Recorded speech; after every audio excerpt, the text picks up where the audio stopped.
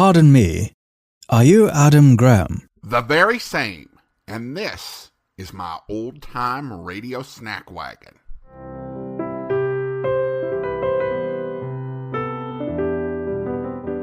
Welcome to the Old-Time Radio Snack Wagon, where we serve up a bite-sized portion of old-time radio. And now, here's your Snack Wagon host, Adam Graham. This week, we're serving up another episode of Adventures in Research. Now, this is a series that is known for its focus on scientific research. But if there's one clear message from the series, it's that research that advances human understanding can take on many forms. And today's story is of a man whose efforts combined art and science. Here from May 19th, 1953, is Heart in the Skies.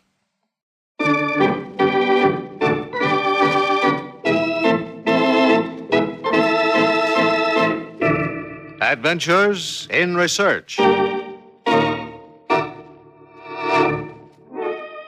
Birds suit the fancy of all mankind.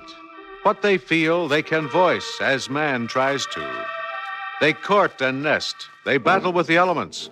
They're torn by a love of home and a passion for far places. Only with birds does man share so much emotion. And no one did more to further their appreciation than an American naturalist and painter who can truly be said to have had his heart in the skies. This is Paul Shannon bringing you another transcribed story of science produced as a public service in cooperation with the Westinghouse Research Laboratories. And today bringing you the story of John James Audubon, whose love for birds inspired one of the greatest creative efforts in all scientific literature, Birds of America. In 1793, in the old city of Nantes, France, a peasant came to the kitchen door of Naval Captain Audubon. Anybody to home? Cook! Coming. Oh, well, Reynard, the bird sniffer. What have you there, dangling on the hook? Oh, 6 fine thrushes, caught only 1 hour ago in the forest. Not today, Reynard. Madame Audubon has roast for the table. Roast? It is not every day one can eat wood thrush. 6 tiny birds for a family of 4?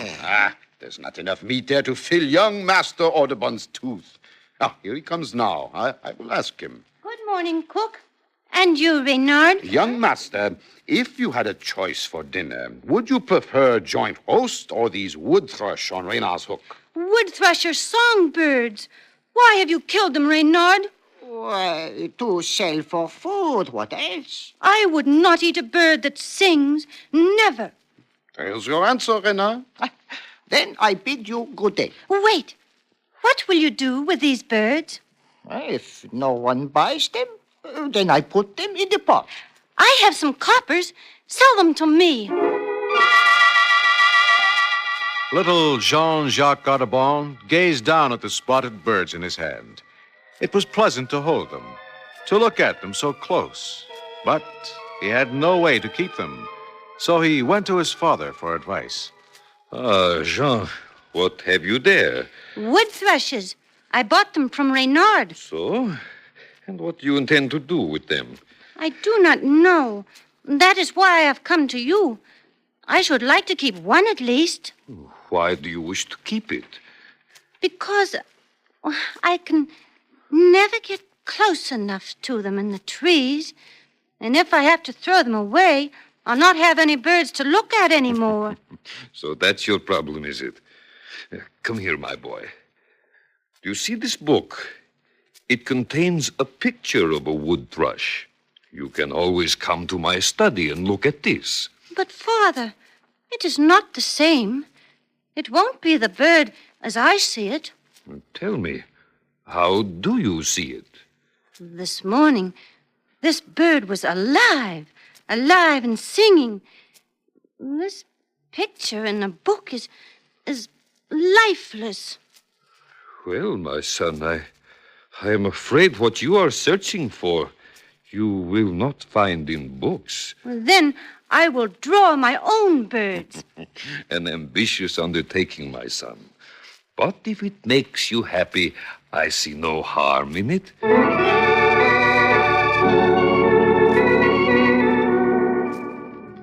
Thus began the inspiration that ultimately led to Audubon's now famous Birds of America.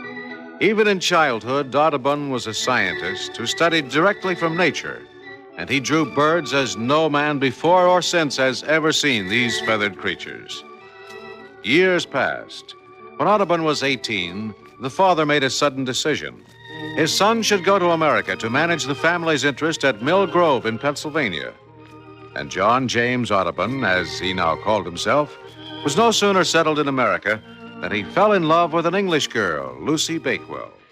Lucy, have you completely lost your senses? I forbid it. I forbid you to see this Frenchman, Audubon. He comes here with his fancy clothes and sings and dances and plays the violin. And that insufferable way of speaking English, thee and thou. That's because John was taught our language by Quakers. What in the world do you see in the fellow? He's never done an honest day's work. Neglected his father's lead mine to go running off into the woods or hiding in the rushes down by the creek to watch the birds. Now, Lucy, is that the sort of wife you want to be, playing second fiddle to a lot of birds? Lucy!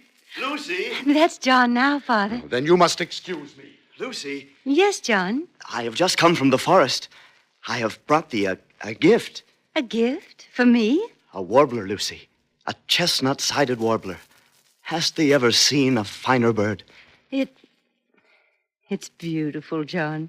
This warbler I have drawn on my paper, Lucy. He will live forever. This bird will never die. If I were jealous, John, I'd have a bitter time of it, for every bird's my rival. Nah, not thy rival, Lucy. Each bird speaks of thee. What do they say, John? That Jean-Jacques Audubon loves thee, and he wants thee to go to Louisville with him as his wife. To Louisville? Yes. The French colony has gathered in Louisville, and I am going into business there with Ferdinand Rosier. We will open a store and sell guns and powder and calico and tea. Wilt thou come with me, Lucy? Yes, John. It will not be easy. It is wilderness, and a hard time lies ahead. I tremble to take thee to all this. My home is with you, John. I am not afraid. Thou art great and good, Lucy. Indeed thou art.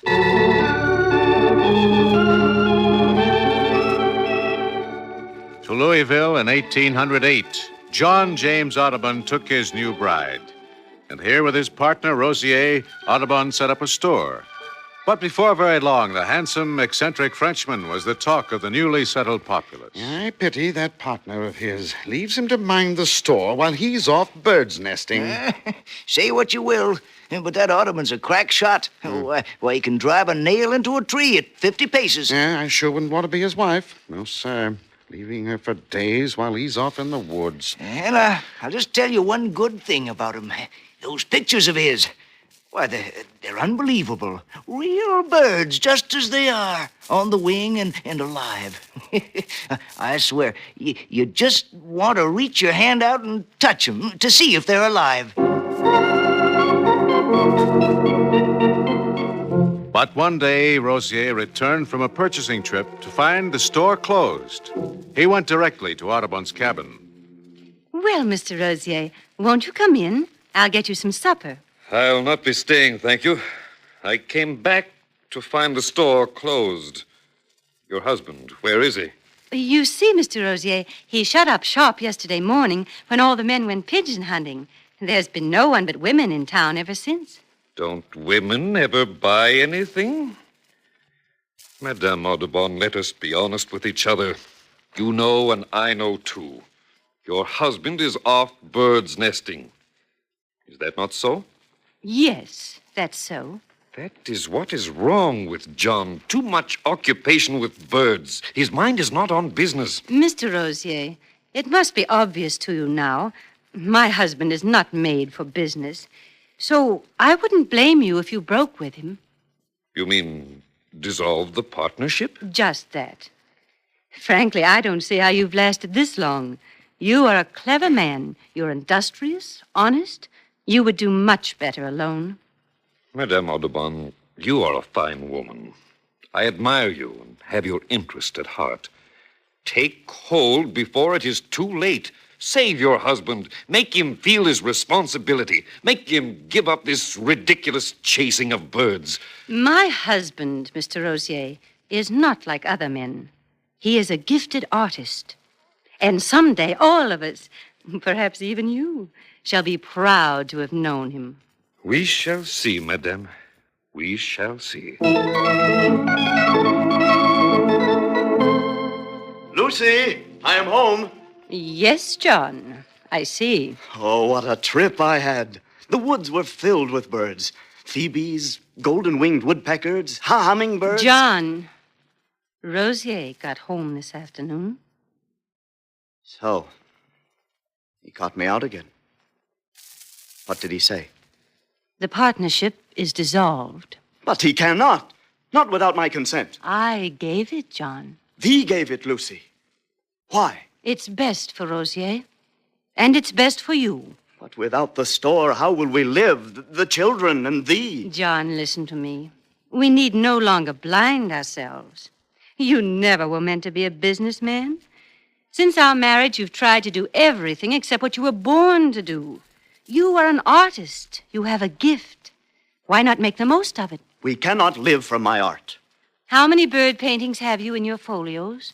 Oh, I do not know exactly. Hundreds. And what do you plan to do with them, these hundreds of pictures? Carry them about from one log cabin to another, hidden away, never seen by anyone? No, Lucy, no. My dream is someday to publish these pictures. To publish them life-size, that others might see these birds as I see them. Alive, free, soaring. Now is the time, John. The time has come. Now? When I have lost everything? Publication means money. It means Europe, England. That's where the best engravers are, the artists. Then you must go to England. That will mean separation from thee, from the children. Besides, who wants to look at bird pictures? Who has the money to buy them? Sometimes I wish I had never seen a bird, never come to this forsaken country. John, you must listen to me. I believe in your work. You must not lose faith. You have the gift of seeing, of making nature come alive. And all people should share this joy with you. Out here you are hiding your talents. But once you go to England, once the scientists and learned men see what you have accomplished, you will be rewarded. You will see. Dost thou really think so, Lucy? I really think so. Bless thee, Lucy, for having faith in me.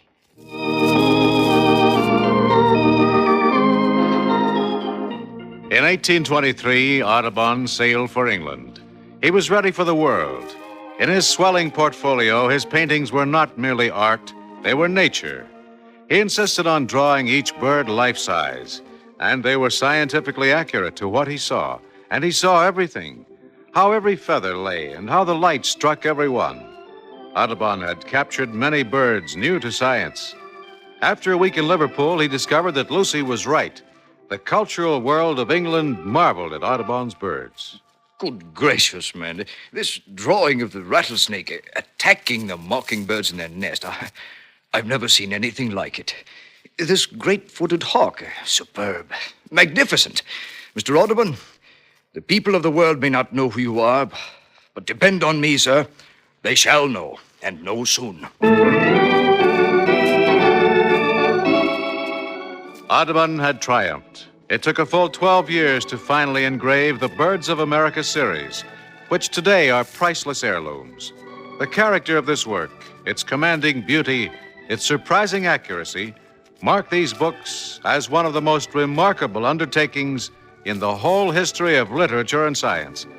It will remain for centuries a shining example of the triumph of human endeavor and of the spirit and will of a man. Indeed, a lasting, inspiring adventure in research.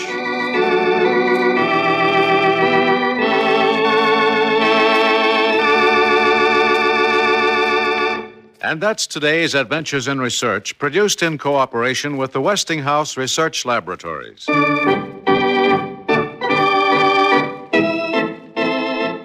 These programs are broadcast to Armed Forces personnel overseas through the facilities of the Armed Forces Radio Service. Join us again next week for another transcribed story of science on Adventures in Research.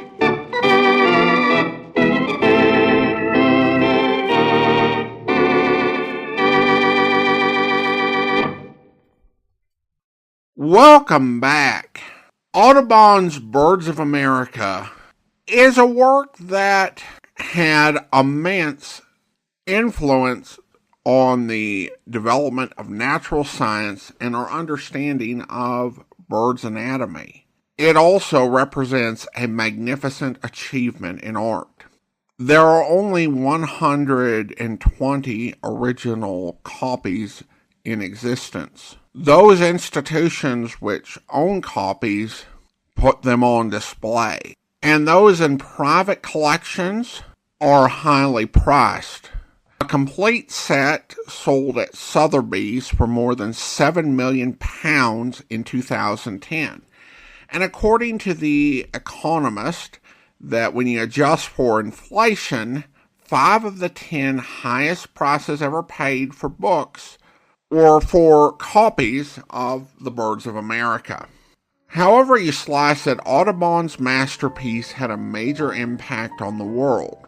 And Adventures in Research did a great job, as always, in capturing that work's humble origins. It's time for me to close up the old snack wagon. But don't worry, we'll be back with another serving of old-time radio goodness before you know it.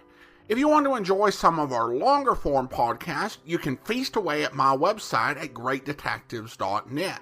Your emails are also welcome at adam@snackwagon.net. The Old Time Radio Snack Wagon comes to you from Boise, Idaho. Your host is Adam Graham. Sound production is by Rhines Media, LLC. You can listen to past episodes of the Old Time Radio Snack Wagon as well as connect on social media at our website at snackwagon.net. Email suggestions for episodes to adam@snackwagon.net. This has been the Old Time Radio Snack Wagon.